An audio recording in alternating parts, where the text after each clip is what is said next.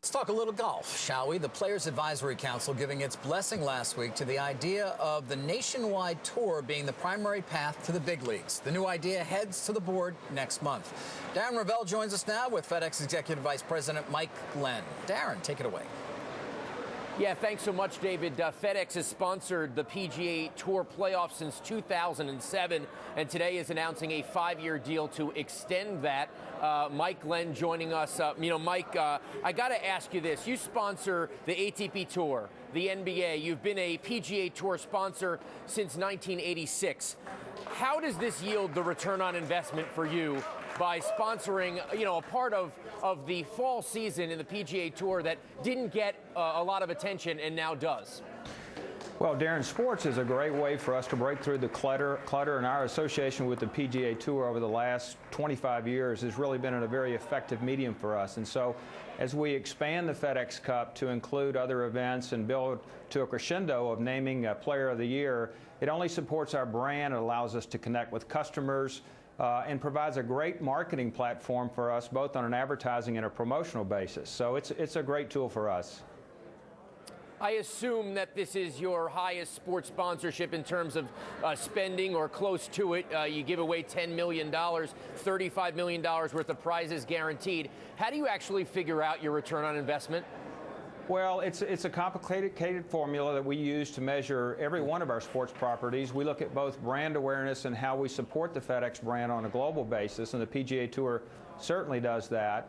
It allows us to connect with customers, and we're actually able to measure the incremental traffic or volume impact that we get from customers that we host at events. So we've been at this a while, and we've refined a model that gives us a very good estimate of return on investment.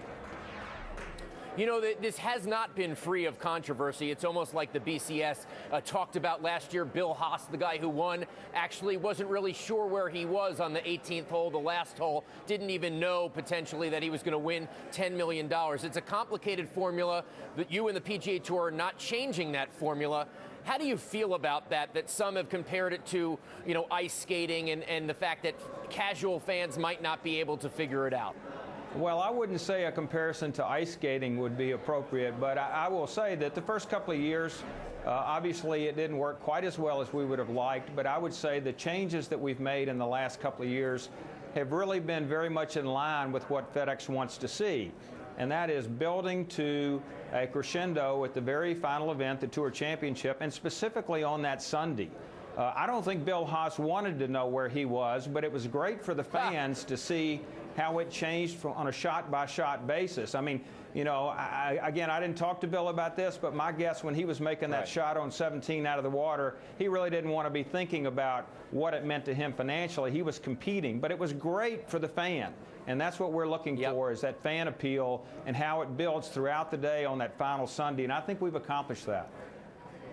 Mike Glenn, the Senior Vice President of Marketing Development from FedEx, thanks so much for joining us. And by the way, Simon, Bill Haas won $10 million, $11.4 million actually when you added that last tournament in.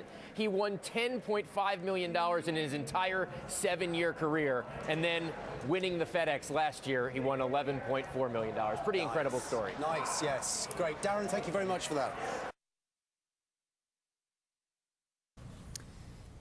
And joined now by Mike Glenn from FedEx. He is the Executive Vice President for Market Development and Corporate Communications. And Mike, thank you for joining us, and congratulations on the extension of this sponsorship agreement with the PGA Tour. Very simply, Mike, why does this work for FedEx?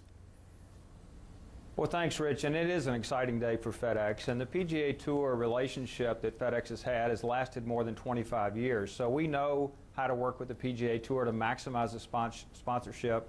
It's a great advertising and promotional vehicle for us. It allows us to connect with our customers on a global basis, allows us to support our brand, and we also like the charitable aspect. The PGA Tour works with local charities and individual markets, not unlike our own FedEx St. Jude Classic here in Memphis, where we support St. Jude Children's Research Hospital. So it's got a multifaceted component to it that we really like. For years, your marketing slogan has been FedEx, we deliver, and then within golf, we've seen the ads running that say, we understand. What does FedEx understand about the golf audience?